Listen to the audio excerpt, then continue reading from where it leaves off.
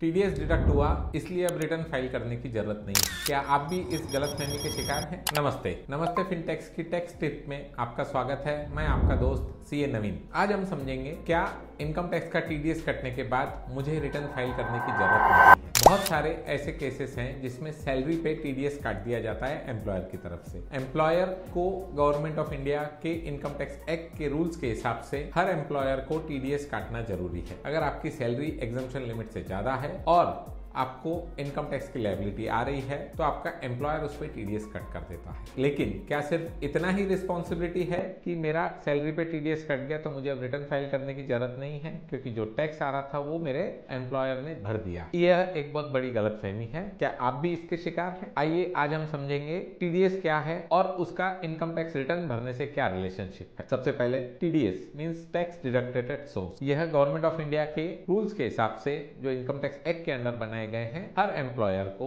या फिर जो भी पेमेंट कर रहा है उसकी रिस्पॉन्सिबिलिटी बनती है कि उसने टीडीएस काटना चाहिए। ये टीडीएस का क्वांटम डिसाइड होता है इन केस ऑफ सैलरी आपकी इनकम के हिसाब से। बाकी जो पोर्शन है, समझो रेंट है या फिर इंटरेस्ट इनकम है या फिर कमीशन इनकम है, ब्रोकरेज इनकम है या फिर कॉन्ट्रेक्चुअल इनकम है, ये केसेस में गवर्नमेंट ने रेट प्री डिसाइड किए हुए हैं। In case of salary tax deducted source अगले की इनकम के हिसाब से होता है। तो जो भी टीडीएस आपका डिडक्ट हुआ है, आपकी पूरी सैलरी की डिटेल्स लेकर के उन्होंने टीडीएस डिडक्ट किया। पर अगर आप रिटर्न फाइल नहीं करते हैं तो अगर किसी एडिशनल एग्जम्पशन के थ्रू आपको रिफंड मिल सकता है तो रिफंड नहीं मिलेगा। सेकंड, अगर आपका रिटर्न फाइल नहीं होता है जिसमें आपकी कोई एडिशनल इनकम है वो अगर छूट गई है, जैसे रेंटल इनकम हो या इंटरेस्ट इनकम हो, जो भले ही क्वांटम कम हो, पर अगर आपने वो प्रॉपरली रिपोर्ट नहीं किया आपके इनकम टैक्स रिटर्न में या रिटर्न ही फाइल नहीं किया है आपने अगर, तो वो गवर्नमेंट उसको जब भी आइडेंटिफाई करेगी, ट्रैक करेगी, तो फिर आपको पेनल्टी के साथ में टैक्स पे करना पड़ेगा with late fee and everything else. इन चीजों को अवॉइड करने के लिए